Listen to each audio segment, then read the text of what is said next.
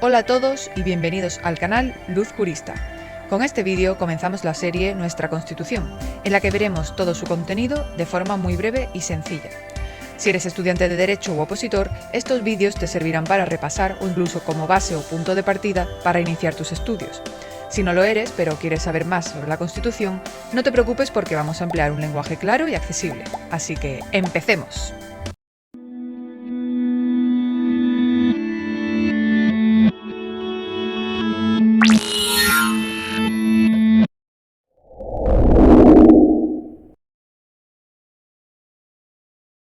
La Constitución Española de 1978 es la octava en la historia de España y destaca por ser la más completa y garantista en cuanto a derechos y libertades.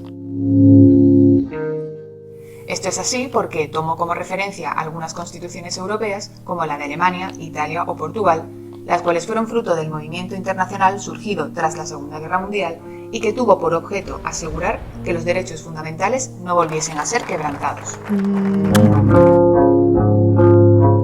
Dicho movimiento dio lugar tanto a la creación de distintas organizaciones internacionales como la ONU, como al desarrollo de múltiples normas internacionales tan importantes como la Declaración Universal de los Derechos Humanos.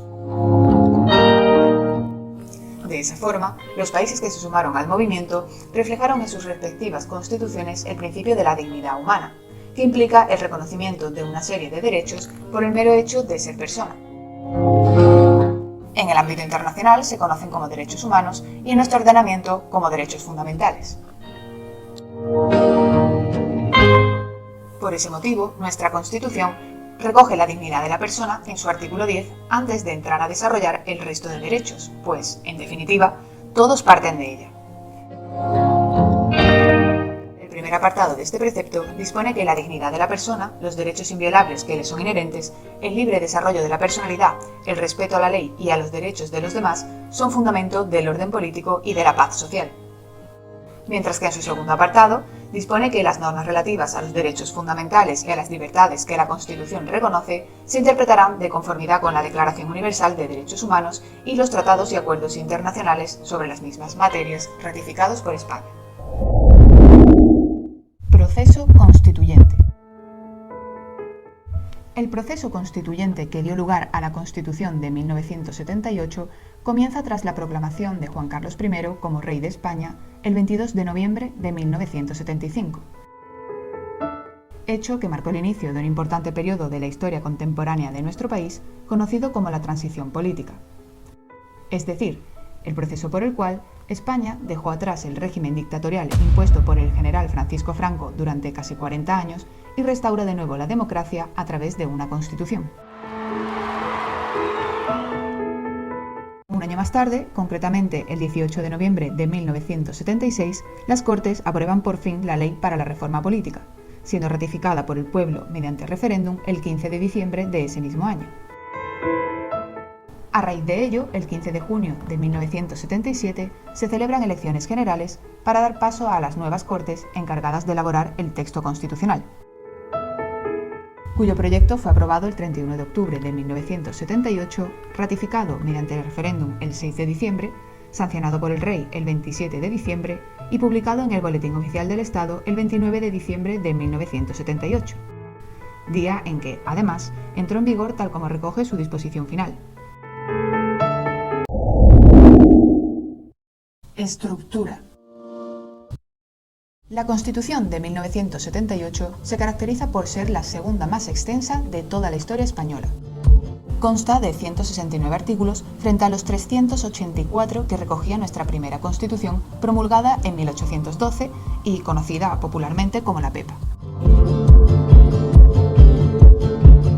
Así, nuestra Constitución actual se estructura en un preámbulo que, según declaró el Tribunal Constitucional, no tiene valor normativo, pero es un elemento a tener en cuenta a la hora de interpretar las normas, un título preliminar en el que se recogen los grandes principios y fórmulas políticas del Estado, 10 títulos que veremos a continuación, 4 disposiciones adicionales, 9 transitorias, una derogatoria y una final.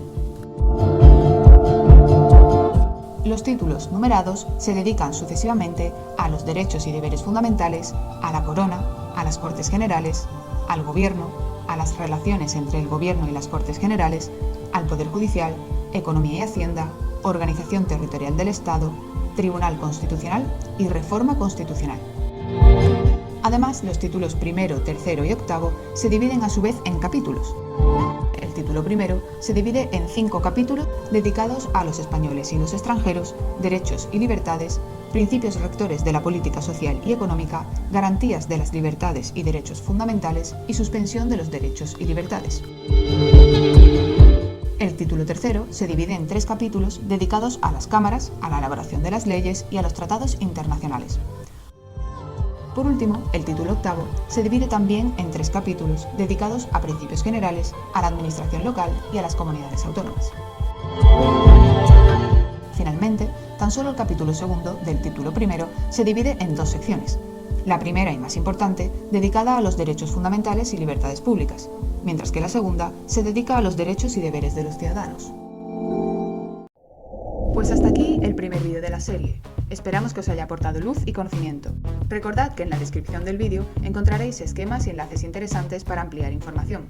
Si tenéis sugerencias, podéis dejar aquí vuestro comentario o enviar un mensaje al grupo de Telegram utilizando el hashtag videosugerencia. Sin más que añadir, gracias y hasta el próximo vídeo.